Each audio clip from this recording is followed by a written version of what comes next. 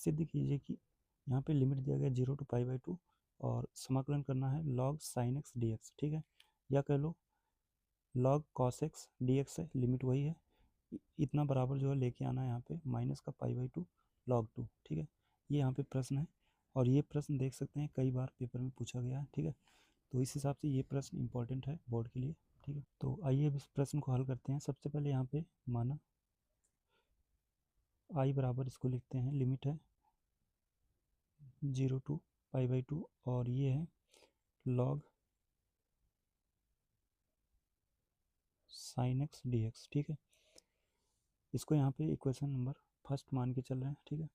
और अब इसमें प्रॉपर्टी लगाएंगे, इसको फिर से लिखा जा सकता है इस प्रकार से 0 to π/2 और यहाँ लिखेंगे log sin और ये होगा π/2 माइनस एक्स dx, ठीक है।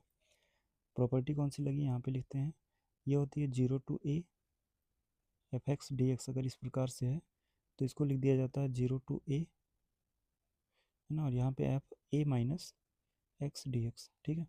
इस प्रॉपर्टी को यहाँ पे अप्लाई किया गया है और अब यहाँ पे आई बराबर 0 to π/2 और ये हो जाएगा log, देखो यहाँ पे साइन π/2 माइनस एक्स है और साइन π/2 माइनस एक्स जो है ये cos x के बराबर होता है dx, ठीक है।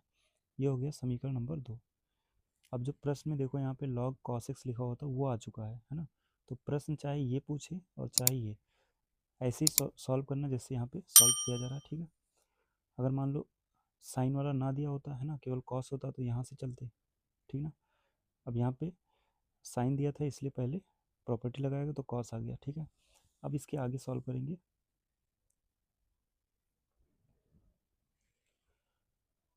ये जो दो समीकरण यहाँ पे बने हैं ना, इन दोनों को प्लस कर लेते हैं, है ना। ये कह सकते हैं समीकरण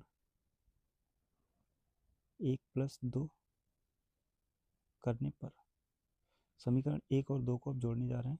तो इस तरफ आई और आई मिलके हो जाएगा 2i बराबर है इंटीग्रेशन 0 to π/2। ऊपर वाले समीकरण में था log sin x, है ना, और जो नीचे वाला इसमें 0 to π/2 log cos x, ये पहला और दूसरा समीकरण है ना। इन दोनों को अभी ऐसे हमने प्लस करके लिख लिया है, ठीक। अभी इधर 2i ऐसे रहा और इन दोनों में देखेंगे तो यहाँ से लिमिट 0 to π/2 दोनों में है ना, और इसको लिख दिया जाएगा log sin x plus log cos x और ये पूरे का dx, ठीक है। अब यहाँ से log की प्रॉपर्टी लग जाएगी। अगर कहीं पे लिखा होता है log m plus log n तो इसको लिख दिया जाता है log mn, ठीक है। तो यहाँ पे 2i सेम रहा 0 to π/2 और इन दोनों में प्रॉपर्टी लगाते हैं तो ये लिख दिया जाएगा log sin x cos x, ठीक है, और dx, क्योंकि log m ये हो गया और n ये हो गया तो इस फार्मूले से mn को एक तरफ एक साथ करके लिख दिया गया है ना। यहाँ से 2i ऐसे ही चल रहा है 0 to π/2 है log, ठीक है। अब ये जो लिखा है sin x cos x, इसमें हम 2 से मल्टीप्लाई करा रहे हैं, ऊपर लिखेंगे 2 sin x cos x तो डिवाइड में भी आ जाएगा 2, है ना, यानी 2 से मल्टीप्लाई और डिवाइड हुआ है केवल लॉग के साथ जो था उसमें, है ना। तो यहाँ पे 2i सेम 0 to π/2।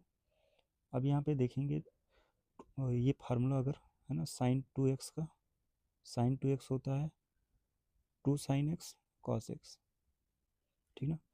तो जहाँ पे 2 sin x cos x लिखा है उसको sin 2x लिख सकते हैं, ऊपर sin 2x हो जाएगा डिवाइड में 2 और ये dx वैसे, ठीक। लिमिट है यहाँ पे 0 to π/4 सॉरी π/2 और ये जो लिखा है अब इसको तोड़ें तो इस प्रकार से log का फार्मूला फिर से लग जाएगा। इसको लिख सकते हैं log sin 2x minus log 2, ठीक है। यहाँ पे जो फार्मूला अप्लाई हुआ वो है log m/n का। अगर log m/n है तो इसको लिखा जाता है log m minus log n, ठीक है। यहाँ पे 2i सेम रहा और ये है लिमिट 0 to π/2। इसको अलग अलग कर लेते हैं तो 0 to pi by 2 log sign 2x ये रहा, और माइनस का ये हो जाएगा 0 to पाई बाई 2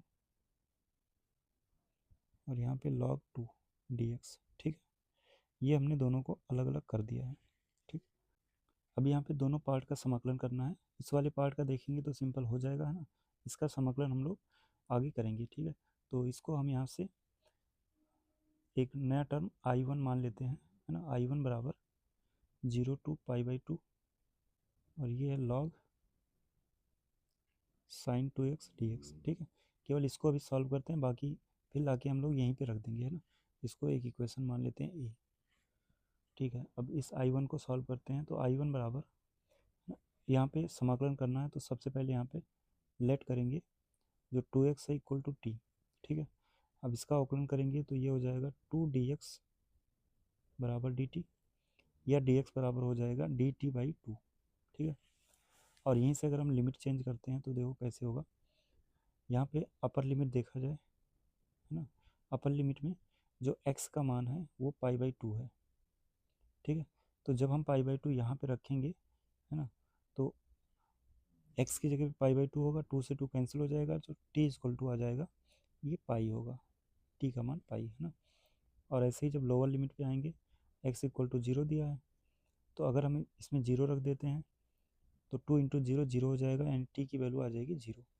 ठीक है, तो इस तरीके से लिमिट चेंज हो गया है। अब ये जो I1 है, I1 बराबर लिखा जाएगा 0 to पाई और वहाँ पे log साइन t और ये रहा dt/2। ठीक है, अब इसका जो dt/2 है यानी कि 1/2 बाहर आ जाएगा, लिमिट है 0 to pi log sine t dt। ठीक है,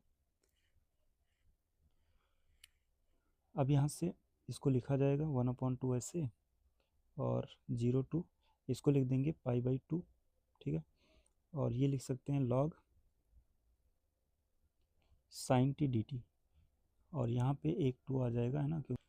अब यहाँ पे देखो जो प्रॉपर्टी लगा उसको लिखिए यहाँ पे 0 to, अगर 2a है यहाँ पे, है ना, और fx है, तो ये बराबर हो जाता है 2 0 to a fx dx। इस तरीके से हो जाता है ना। ये कब होता है, जब यहाँ पे f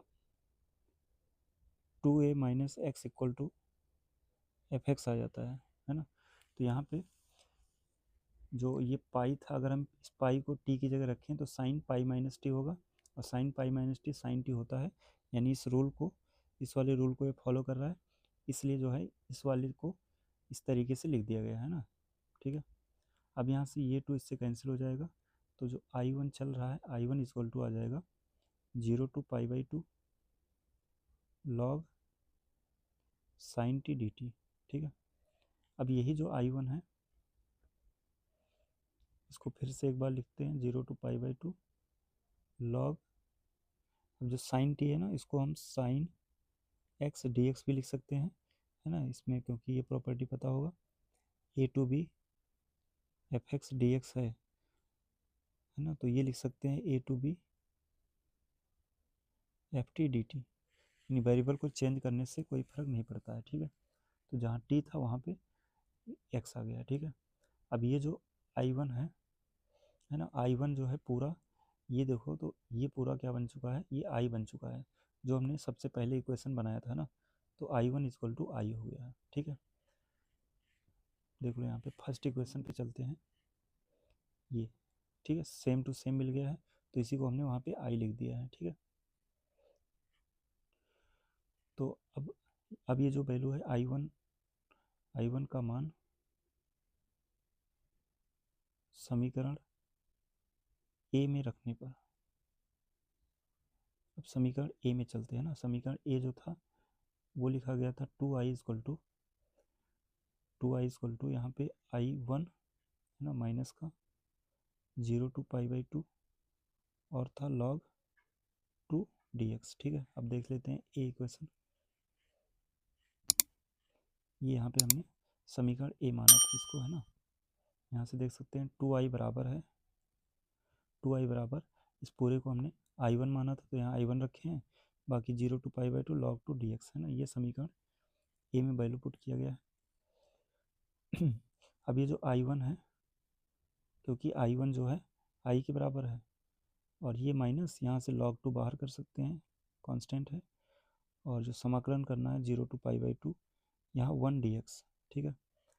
ये I इधर आएगा तो 2I माइनस I, और यहाँ पे माइनस log 2, ठीक है। समाकलन करेंगे 1 का x के सापेक्ष x होगा, लिमिट रखना है 0 to π/2।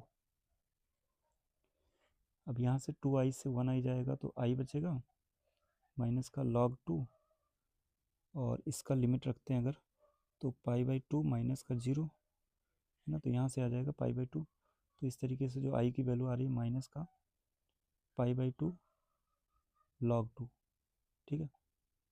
ये इसका आंसर है।